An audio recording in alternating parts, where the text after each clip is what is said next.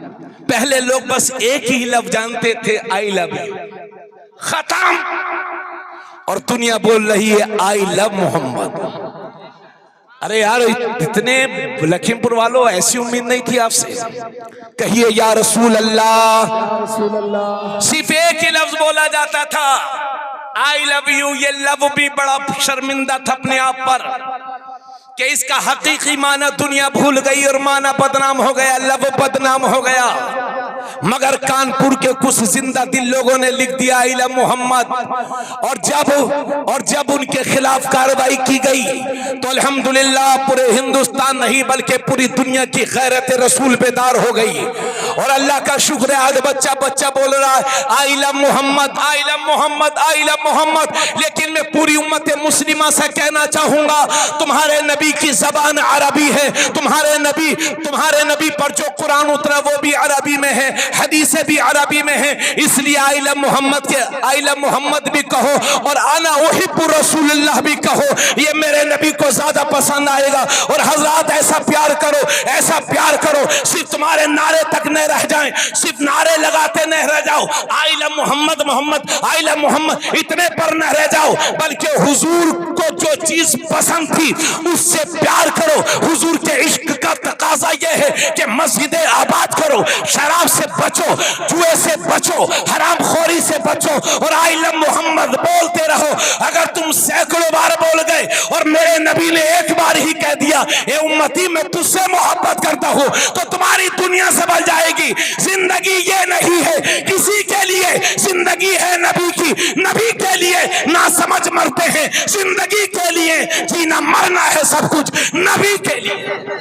नारे तकबीर, नारे रिसालत, नारे रिसालत, फैज़ाने आला हज़रत, जश्न ईद मिलादुन नबी, मुफ्ती तबरेज आलम साहब किबला, हक़्क़े खिताबत, नारे तकबीर, नारे रिसालत, आई लव मोहम्मद। सुभान अल्लाह। इसका एक अरबी भी याद कर लीजिए, अना उहिब्बु रसूल अल्लाह।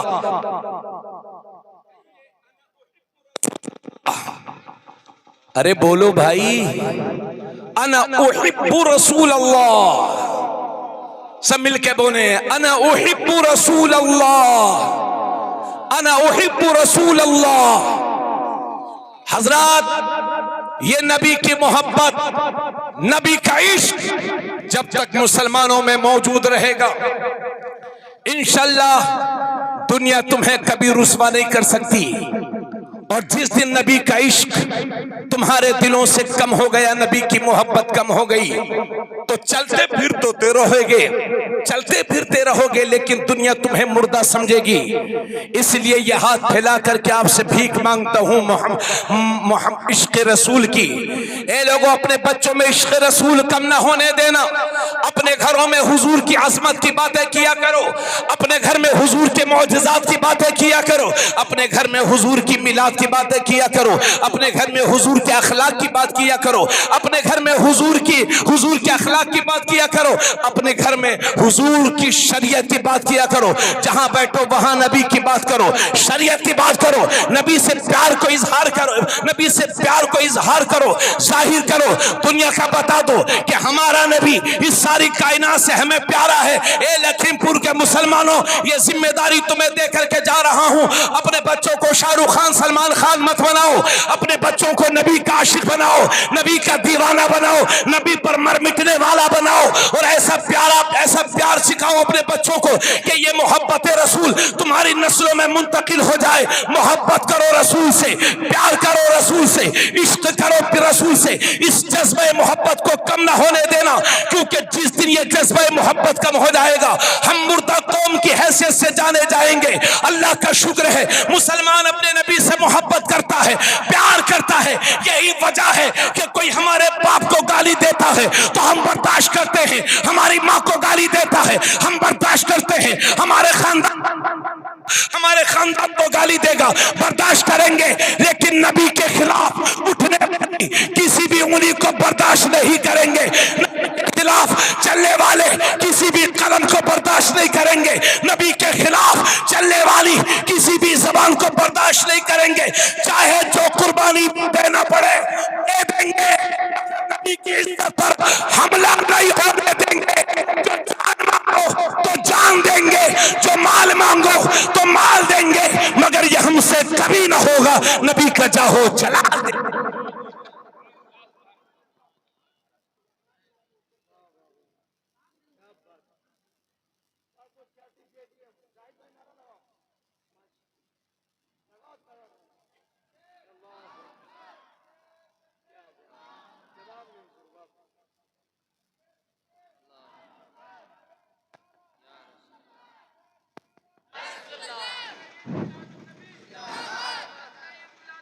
जिंदाबाद।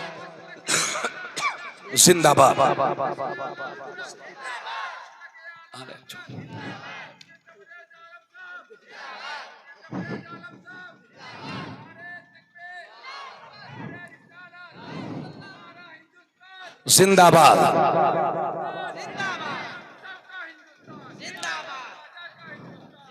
सुभान अल्लाह। अल्लाह सलामत रखे। तो बोलो अपने बच्चों को सिखाओगे। और एक बात हमारी नोट करो भाई, इंशाल्लाह आज के बाद ये फैसला कर लो कि इस गांव में जो भी बच्चा पैदा होगा उसका नाम इंशाल्लाह मोहम्मद रखा जाएगा। कहिए इंशाल्लाह। अल्लाह जाने लखीमपुर की मिट्टी कौन सी है जो आपकी जबानों को दबाए बैठी है। मोहब्बत से बोलो सुभान अल्लाह। कोई भी बच्चा पैदा होगा इंशाल्लाह पहले ही दिन उसका नाम मोहम्मद या अहमद उसका नाम रखा जाएगा इंशाल्लाह ताला। उसके बाद आप चाहे जो भी लगाएं, मगर हर बच्चे का पैदाइशी नाम मोहम्मद रखा जाएगा। यही एक नाम है जो दुनिया में सबसे ज्यादा चर्चा में है, किसी भी लम्हे रुकता नहीं। अगर बांग्लादेश की अजानें बंद होती हैं तो अमेरिका वाली चालू हो जाती है, अमेरिका वाली बंद हो जाती है, चाइना वाली चालू हो जाती है। कोई लम्हा दुनिया में ऐसा नहीं कि जिस लम्हे में मेरे नबी का जिक्र खैर ना होता हो। इसलिए गंगा बहेड़ में पैदा होने वाले हर बच्चे का नाम इंशाल्लाह मोहम्मद रखा जाएगा। आगे पीछे जो भी आपका दिल करे वो रख लीजिए, लेकिन मोहम्मद जरूर रहेगा इंशाल्लाह। और इस डर से आप नामे मोहम्मद को छुपाते हो कि हम अपने बच्चे का नाम मोहम्मद नहीं रखेंगे, कहीं ऐसा ना हो कि स्कूल में नंबर कम आए, नौकरी ना लगे। अरे इस दुनियावी नौकरी की फिक्र क्या करते हो? नामे मोहम्मद है ना, खुलूस दिल से रख लो। अगर दुनिया की नौकरी नहीं मिलेगी कोई बात नहीं, मगर मेरे नबी ने तुम्हारा नौकर होना कबूल फरमा लिया तो तुम्हारी नस्लें कामयाब हो जाएंगी।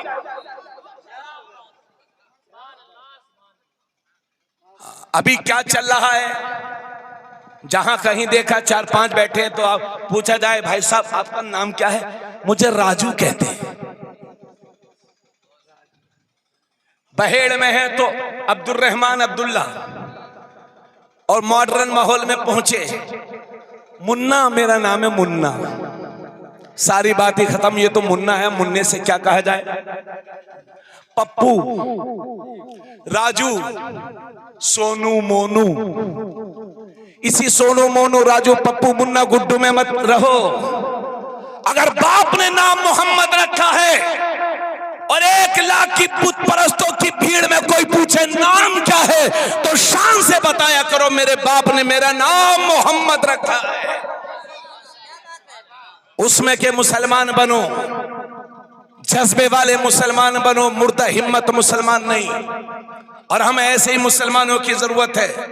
बहुत लंबी तकरीर मैंने कर दी, अब आइए टाइम भी बहुत हो गया है, बस आइए 2 बातें और अर्ज कर दूं, चंद बातें और अर्ज कर दूं, वरना आप कहेंगे कि ये सुन्नी लोग नमाज की बात नहीं करते। अरे नमाज की कोई बात करने की जरूरत है, सबको पता है कि नमाज फर्ज है, नमाज का मुनकिर काफिर है, इस्लाम से खारिज है। नमाज हर मुसलमान पर फर्ज है। हजरत, अगर हमारे शाहनवाज आलम भाई लखीमपुरी अगर मुझसे कान में कहें कि हजरत ये बोल दीजिए, मैं ना मानूं, तो इधर से अशहद रजा बरकाती कहें हजरत ये भी बोल दीजिए, फिर भी मैं ना मानूं, तो पीछे से कोई और साहब कहने लगे हजरत ये भी बोल दीजिए, फिर भी मैं ना मानूं, तो बोलो ये लोग नाराज होंगे कि नहीं? अगर ये कोई बात मुझसे 3 बार कहें तो ये नाराज हो जाएं।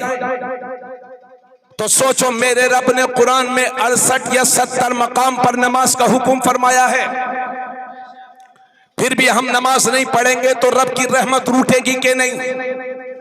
रब नाराज होगा कि नहीं? और मैं तो बहुत सारी जगहों पर कह चुका हूं, आज भी कह रहा हूं कि मुसलमानों के सामने जो मसाइल खड़े हुए हैं, जो परेशानियां खड़ी हुई हैं, उसकी सबसे बड़ी वजह यह है कि हमने खुदा के आगे सजदे करना छोड़ दिया है। यही वजह है दर बदर झुकना पड़ रहा है।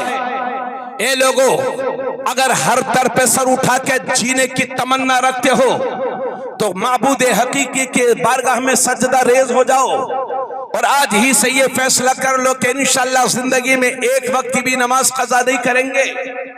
और अगर माज़अल्लाह 100 बार माज़अल्लाह जो किसी उज़्र माकूल की वजह से कज़ा हो गई तो इंशाअल्लाह उन्हें बाद में जरूर पढ़ेंगे। ये आज़म कर लो।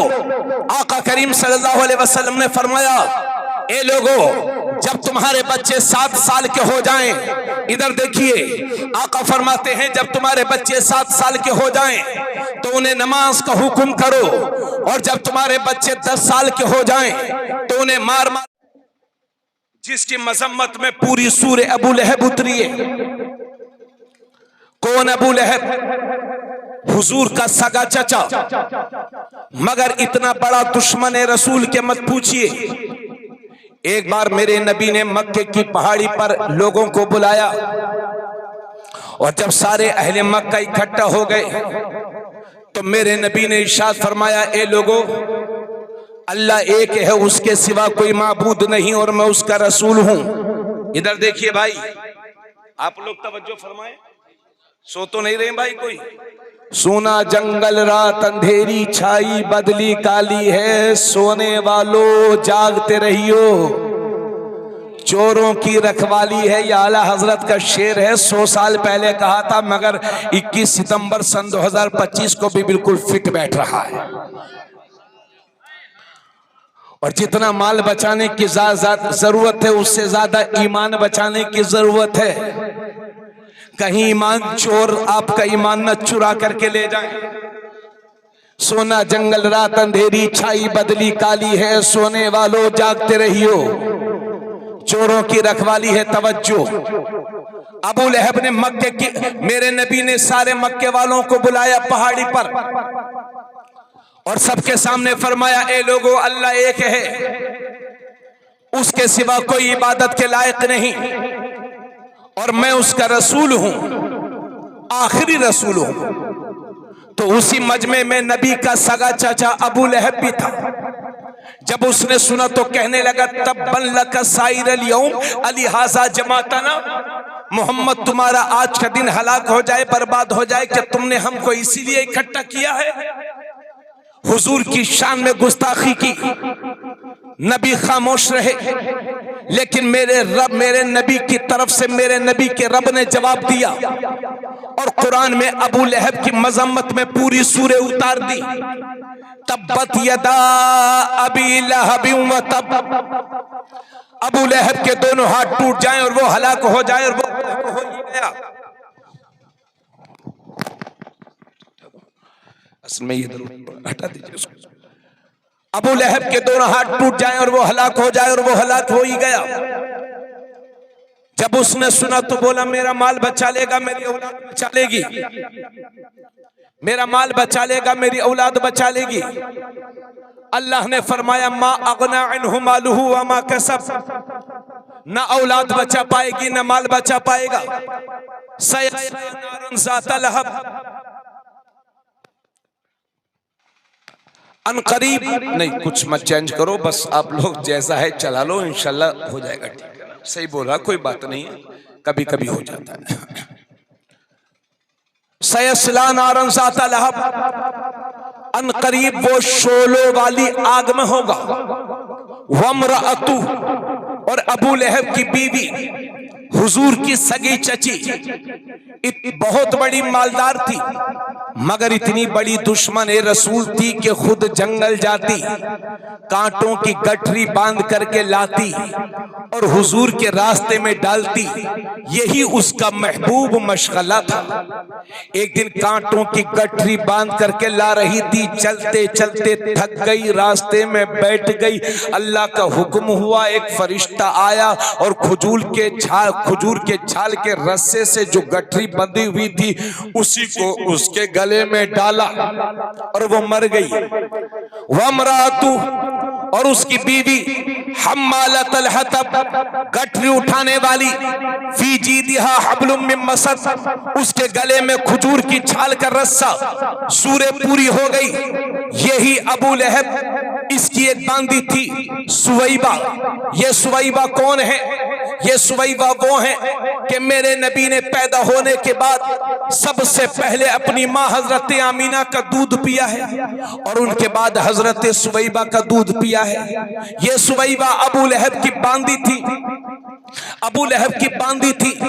अबू लहब ने सुवैबा से कहा, देखो सुवैबा, और यह भी आपको मालूम होना चाहिए कि जब मेरे नबी अपनी माँ के पेट में सिर्फ 2 महीने के थे तो 25 साल की उम्र पाकर हजरत अब्दुल्ला दुनिया से तशरीफ ले गए। अब जब नबी की आमद होने वाली थी, नबी की पैदाइश होने वाली थी, तो अबू लहब ने अपनी बांदी सुवैबा को बुलाया और कहा, देखो सुवैबा, मेरे भाई के घर अब्दुल्ला के घर बच्ची की पैदाइश होने वाली है और तुम जानती हो, नहीं, मेरा भाई अब्दुल्ला के घर में बच्चे की पैदाइश होने वाली है और तुम जानती हो कि मेरा भाई दुनिया से चला गया है। तुम जाओ और मेरी भाभी आमीना की मदद करो, उनके यहाँ बच्चे की पैदाइश होने वाली है। सुवैबा गई और हजरत आमीना की खिदमत करने लगी। और 12 रबीउल अव्वल शरीफ की पुरनूर सातों में जब मेरे नबी दुनिया में तशरीफ लाए तो सुवैबा ने देखा कि नूर वाला नबी आया है, नूर वाला आका आए हैं। तो दौड़ी दौड़ी आई और अबू लहब से कहा, आका जी आपको मुबारक हो, आपका भतीजा आया है, आपका भतीजा आया है। तो अबू लहब खुश हुआ और दाहिने हाथ की ये कलमे वाली उंगली उठाई और कहा, जा सुवैबा, तू आजाद है, तू आजाद है,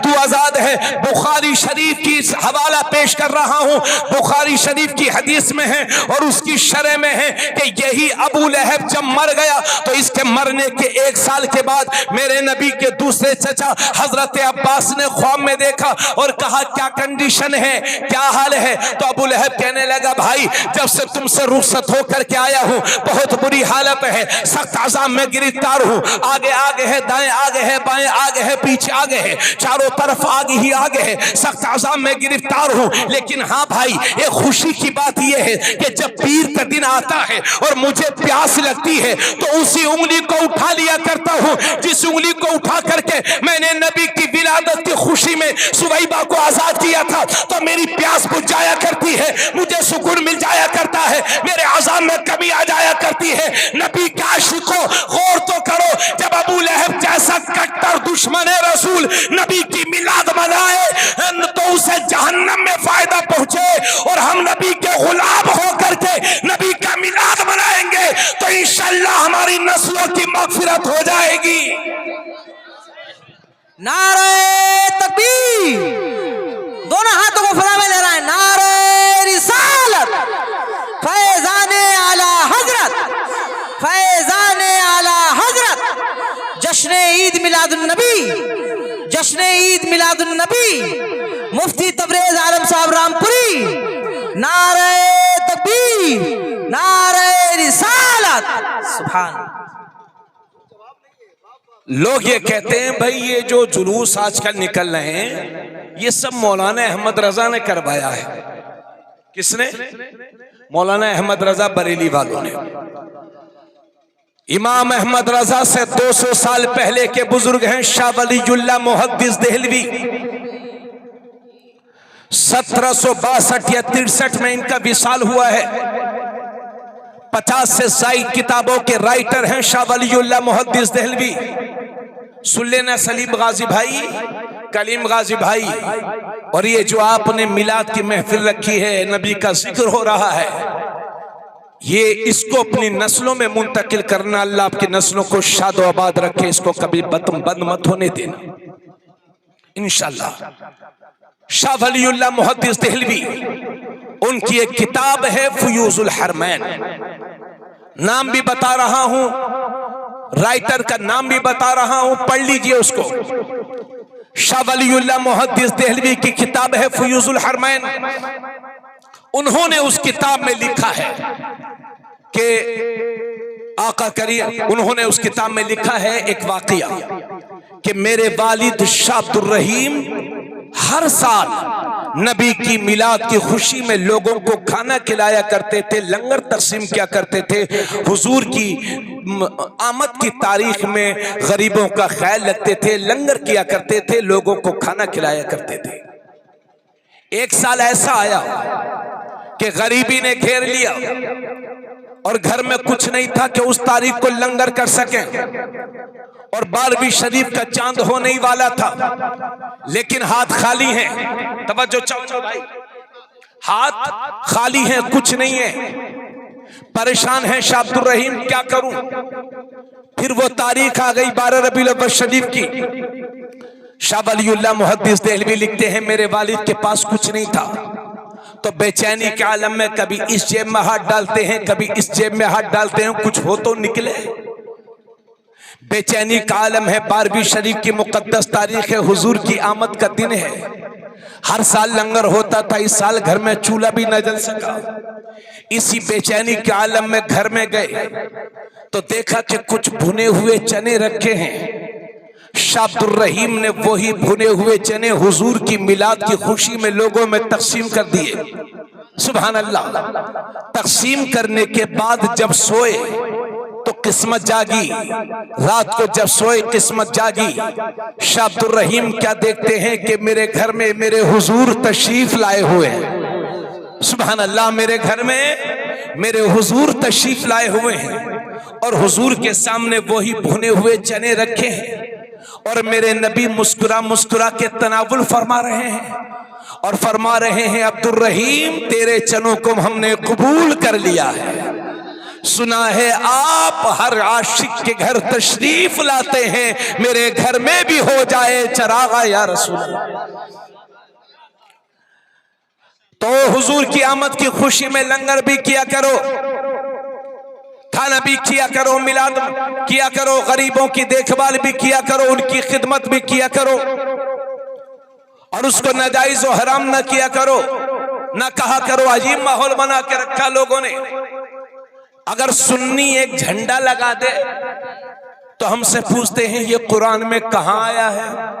कुरान में झंडा कुरान में कहां आया है? अच्छा, ज्यादातर एक ही रंग के लगते हैं, हरा रंग है ना, ये हरा रंग का झंडा कुरान में कहां आया है? तो भाई इस साल जो 12वीं शरीफ की तारीख थी वो 5 सितंबर सन 2025 थी, तो 5 सितंबर को हरे झंडे लहराए तो मौलाना साहब दलील मांगने लगे।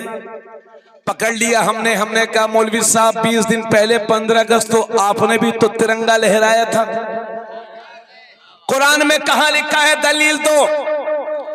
और अगर इतना ही कुरान के मानने वाले हो तो हुकूमत को खत लिखो कि हम तिरंगा नहीं लहराएंगे, क्योंकि हमको कुरान में कहीं नहीं मिल रहा है।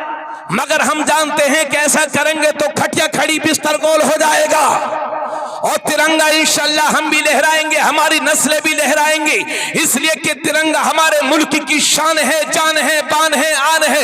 गुलामी सहमत है, आजादी अल्लाह की रहमत है। आजाद मुल्क में सांसें ले रहे हैं, अल्लाह का बहुत बड़ा करम है। तो इंशाअल्लाह तिरंगा हम भी लहराएंगे, हमारी नस्लें भी लहराएंगी। मगर जमाना सुन ले कि हम तिरंगा इसलिए लहराते हैं कि सारा हिंदुस्तान आजाद हुआ था, और यकरंगा नबी के झंडा इसलिए लहराते हैं कि ये सारा जहान आजाद हुआ था। अरे जहां तिरंगा है वहीं यकरंगा है। अरे बोलो भाई जरा।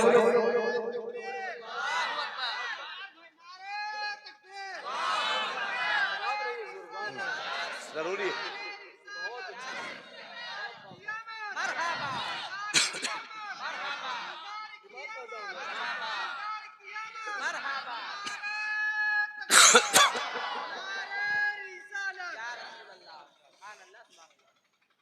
अरे भाई, कोई झंडा लगाना फर्ज व वाजिब तो है नहीं। शाहनवाज भाई नहीं लगाते, ना लगाएं, मैंने कुछ नहीं कह सकता, लेकिन मैं लगाऊं तो ये तो मुझे कुछ ना कहें। और अगर ये मुझसे कुरान से दलील मांग रहे हैं तो मैं भी तो इनसे मांगूंगा दलील। जहां तिरंगा लिखा है वहीं अकरंगा लिखा है। अल्लाह का शुक्र है। बहुत दिनों से एतराज हो रहा, सोच रहा जवाब दे दूं। लोग कहते हैं कि हुजूर ने अपना मिलाद मनाया जो तुम मनाते हो। तो भाई, हुजूर ने तो बहुत सारे ऐसे काम नहीं किए जो हम कर रहे हैं। सहाबा ने भी नहीं किए। सहाबा तो कच्ची मस्जिद में नमाज पढ़ते थे, हम लोग पक्की मस्जिद में नमाज पढ़ते हैं। सहाबा ने लोटों से वुजू किया, वो भी मिट्टी के, और हम टंकी टोटियों से वुजू कर रहे हैं। जो चीज हुजूर के जमाने में नहीं थी वो बिदअत है, तो आप भी तो हुजूर के जमाने में नहीं थे, आप भी तो बिदअत है। बोलो भाई, हर बिदअत नाजायज और हराम नहीं है। बिदअत की दो किस्में हैं, बिदअत हसना और बिदअत सय्यिआ। बिदअत सय्यिआ से बचो और बिदअत हसना में कोई हर्ज नहीं। और अगर कोई मुल्ला मौलवी नबी का मिलाद ना मनाते ना मनाए, मुंह सकोड़ के घर में बैठे रहे, दुनिया के 57 मुल्कों में गवर्नमेंटी सतह पर मेरे नबी का मिलाद मनाया जाता है। और अल्हम्दुलिल्लाह हिंदुस्तान में इस्लामी हुकूमत नहीं, यहाँ जमहूरिया हुकूमत है। जमहूरियत की हुकूमत है, संविधान के तहत यह मुल्क चल रहा है। अल्लाह का शुक्र है, यहाँ गवर्नमेंटी सतह पर नहीं मनाया जाता, लेकिन 12 रबीउल अव्वल शरीफ को पूरे हिंदुस्तान को छुट्टी दी जाती है। और यह बताया जाता है कि अमन वाले नबी की मिलाद के दिन आज पूरे हिंदुस्तान की छुट्टी है। और अगर आपको नबी की मिलाद के दिन छुट्टी बिदअत मालूम हो रही है, तो आप ऑफिस में खत लिख दीजिए कि हम उस दिन भी ऑफिस आएंगे, हमें छुट्टी नहीं चाहिए चूंकि बिदअत है। आप ना लो छुट्टी। तवज्जो चाहूंगा, ये मैं आपको सुना नहीं रहा हूं, बल्कि जो एतराजात है उनका जवाब दे रहा हूं। अब सुनिए, मेरे नबी ने अपना मिलाद क्यों नहीं मनाया। भाई, मैंने बारहा कहा, अभी भी आपसे कहा कि नबी ने मिलाद मनाया, लेकिन हमने समझा नहीं। हजरत, जब मेरे नबी दुनिया में तशरीफ लाए और उसके बाद जब हुजूर दुनिया से तशरीफ ले गए, तो मालूम है सहाबा की क्या कैफियत थी। जिस दिन मेरे नबी का विसाल हुआ, मैं तफसील में नहीं जाऊंगा, मुख्तसर बताऊंगा। उस दिन सहाबा को इतना अफसोस हुआ था कि हजरत अब्दुल्ला बिन उनैस, एक सहाबी हैं, उनको तो हार्ट अटैक आ गया और हुजूर के विसाल के गम में वो दुनिया से चले गए। हजरत उस्मान गनी की कैफियत ये थी, कभी इधर बैठते कभी उधर बैठते और कुछ ना बोलते। ये आलम था। सहाबा पर अजीब कैफियत तारी थी। और हजरत उमर को जब पता चला तो तलवार लेके निकल गए और कहने लगे, नबी को जिसने मुर्दा कहा, ये कहा कि नबी मर गए, उसकी गर्दन मार दूंगा। पता चला नबी को मुर्दा कहने वालों के लिए हजरत उमर की तलवार तैयार है। हजरत उमर का ये हाल था जी। सहाबा पर अजीब कैफियत थी। एक बात मुझे आप बताएं, अगर हमारे घर में किसी लड़के की शादी हो और ठीक शादी से 2-3 दिन पहले उसके वालिद का इंतकाल हो जाए, तो उसी दिन शादी होती है? अक्सर नहीं होती। तारीख टल जाया करती है, तारीख आगे बढ़ जाया करती है ना। लेकिन महीना, 2 महीने, 3 महीने के बाद उसी घर में बिरयानी भी बन रही है, कोरमा भी बन रहा है और उस लड़के की खुशी बखुशी शादी भी हो रही है। चूंकि घर का जो मेन आदमी था उसका इंतकाल हो गया, तो घर वालों को अफसोस था। लेकिन जैसे जैसे जमाना गुजरता गया, गम ढलता गया और खुशियां बहाल हो गई। मेरे नबी सहाबा के लिए क्या थे मेरे नबी, मैं उससे लफ्जों में नहीं बयान कर सकता। भैया, अरे चलो ठीक है, ये बढ़िया बोला था भैया। अच्छा कोई बात नहीं है, हम थोड़ा सा हमारी आप बैठो, बढ़िया बोल रहा, बढ़िया ठीक कर दिया आपने। आप मुझे इधर देखिए, लेकिन उसी घर में खुशियां बहाल हो जाती हैं कि नहीं? आप बताओ भाई, सहाबा के लिए हुजूर से बढ़कर के कौन था? तो जब मेरे नबी का विसाल हुआ तो मुझे बताओ, वही विसाल का दिन, वही विलादत का दिन। तो जब मेरे नबी की विलाद 12वीं की तारीख आती तो सहाबा के दिल में हुजूर के जाहिरी विसाल के गम भी ताजा हो जाते थे। हम और आपके गम को छटने में महीने लगते हैं, हुजूर के गम को छटने में सदियां लग गई। मगर हम देख रहे हैं कि जैसे जैसे वक्त गुजरता जा रहा है, गम खत्म होता जा रहा है और पूरी दुनिया में नबी की मिलाद का जश्न बढ़ता चला जा रहा है। सहाबा ने इसलिए नहीं मनाया, लेकिन 400-500 साल के बाद लोगों ने नबी की मिलाद का जश्न मनाया। और अगर हुजूर की मिलाद का जुलूस निकालना शिर्क है तो क्या पूरी दुनिया ये जितनी मिलाद मना रही है ये सब मुशरिक हो गए? बस खाली मौलवी साहब ही मुसलमान रह गए? हश्र तक डालेंगे हम पैदाइश मौला की धूम, मिस्र फारिस नजद के किले गिराते जाएंगे, खाक हो जाएं अदू जलकर मगर हम तो रजा, दम में जब तक दम है जिक्र उनका सुनाते जाएंगे। इतनी बातों के बाद अब आइए कुछ जरूरी बातें आपसे कर लूं। हजरात, जब किसी बच्चे का जन्मदिन होता है तो हम उसे तोहफा देते हैं, गिफ्ट देते हैं। और जब जब बर्थडे स्पेशल हो तो स्पेशल गिफ्ट। पहले बच्चों का जन्मदिन होता था और अभी तो 75 साल के दादाजी भी जन्मदिन मना रहे हैं, जबकि उन्हें पक्का नहीं मालूम होगा कि मैं उसी तारीख में पैदा हुआ था। मगर इसी बहाने से कुछ बटोरने मिल जाएगा तो दादा लोग भी आजकल जन्मदिन मना रहे हैं साहिबों। जब बच्चे का जन्मदिन होता है तो हम गिफ्ट देते हैं, तोहफा देते हैं। ये साल 1500 साला मिलादुन नबी थी, यानी मेरे नबी को दुनिया में तशरीफ लाए हुए तकरीबन 1500 साल मुकम्मल हो चुके। 1500 साला मिलादुन नबी के इस हंसी मौके पर अपने नबी को क्या तोहफा पेश कर रहे हैं आप? और ये भी याद रहे कि मेरा नबी हमारे तोहफे और गिफ्ट का मोहताज नहीं है। उसकी शान तो यह है कि कौन देता है देने को मुंह चाहिए देने वाला है सच्चा हमारा नबी। वो हमारे तोहफे और गिफ्ट का मोहताज नहीं है। आओ अपने नबी को गिफ्ट दे दो और ऐसा गिफ्ट दे दो, ऐसा गिफ्ट दे दो कि मेरे नबी खुश हो जाएं। तो मेरे नबी की खुशी सबसे ज्यादा किस चीज में है? तो हदीस में मैंने पढ़ा है, नबी फरमाते हैं मेरी आंखों की ठंडक नमाज में है। ए नबी की मिलाद में आने वालों, जश्न ईद मिलादुन नबी मनाने वालों, आओ नबी को नमाजों का तोहफा पेश करें। और जरा तवज्जो के साथ मेरी बात सुनिए, क्योंकि आजकल मिलाद शरीफ पर एतराजात बहुत होते हैं, इसलिए ये सारी बातें मैंने पेश कर दी और ये साबित कर दिया कि हुजूर जिंदा है। हुजूर इसलिए 12 वफात मत कहना, ये 12वीं शरीफ है, 12 वफात नहीं है।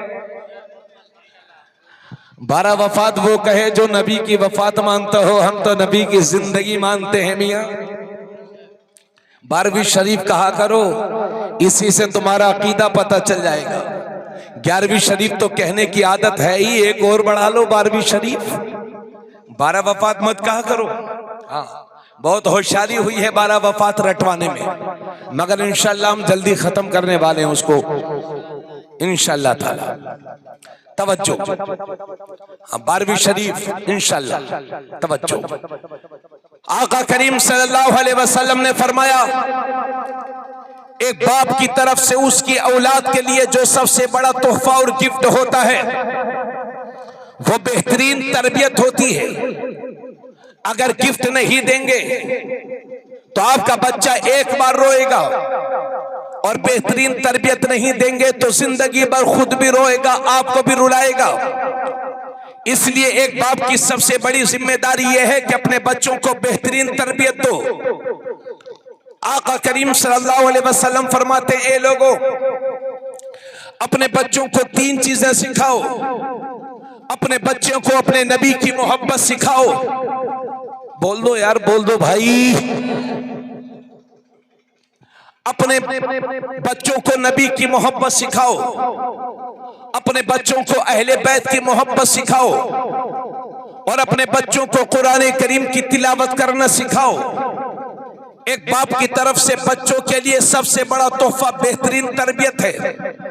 आपके इसी गांव में कितने खानदान ऐसे होंगे कि जिन्होंने इज्जत की जिंदगी गुजारी होगी, मगर उस घर के बिगड़े हुए लड़कों ने और बिगड़ी हुई लड़कियों ने पूरे खानदान की इज्जत को पामाल करके रख दिया, खाक में मिला दिया। ये इस वजह से कि हमने बच्चों की सही तरबियत नहीं की है। तो सबसे पहली चीज जिस पर हमें जोर देना है वह है हुजूर की मोहब्बत, हुजूर का इश्क। अपने बच्चों को हुजूर की मोहब्बत सिखाओ, हुजूर का इश्क सिखाओ। और याद रहे, बड़ी माजरत के साथ कहना चाहता हूं आपसे, हमारे नारे तो ये लगते हैं, ये है मेरे नबी की शान, बच्चा बच्चा है कुर्बान। जुलूस में 2000 लोग हैं, मगर मस्जिद में सिर्फ 20 ही नमाजी हैं। तो मैं नहीं मानता भाई आपके इश्क रसूल को। जुलूस में 2000 लोग और मस्जिद में 20 नमाजी। इसी से कुछ लोग फायदा उठाते हैं, कहते हैं ऐसा जुलूस निकालने से फायदा क्या कि मस्जिद ना भर सके। अरे भाई, तो मस्जिद तो और दिन भी खाली रह जाती है, भरवाओ। और दूसरी बात यह है कि नाक पर मक्खी बैठेगी तो नाक काटोगे या मक्खी उड़ाओगे? बोलो भाई, मक्खी उड़ाएंगे कि नाक काटेंगे? मक्खी उड़ाएंगे, जाहिर सी बात है। मगर ये हुजूर की सच्ची मोहब्बत नहीं है कि जुलूस में तो 2000 लोग हैं, मस्जिद में सिर्फ 20 नमाजी। और बड़ी तवज्जो के साथ सुन लीजिए, हमारी हुजूर से मोहब्बत कैसी होनी चाहिए, हमारा हुजूर से इश्क कैसा होना चाहिए। तो आओ सीखते हैं हजरत उमर रदियल्लाहु ताला अन्हु से। उमर कौन? उमर वो हैं कि जिनके लिए मेरे नबी फरमाते हैं, अगर मेरे बाद कोई नबी होता तो उमर बिन खत्ताब होते। थोड़ा सा बोलते जाइए। मेरे नबी फरमाते हैं कि उमर जिस रास्ते से गुजर जाता है, शैतान वो रास्ता छोड़ करके भाग जाता है। एक बार मेरे नबी ने दाहिने हाथ में हजरत अबू बकर का हाथ थामा और बाएं हाथ में हजरत उमर का हाथ थामा, और दोनों के हाथों को थाम करके मेरे नबी ने फरमाया, हम दुनिया में भी इसी तरह से हैं, कयामत के दिन भी इसी तरह से उठाए जाएंगे। तो वो हैं उमर।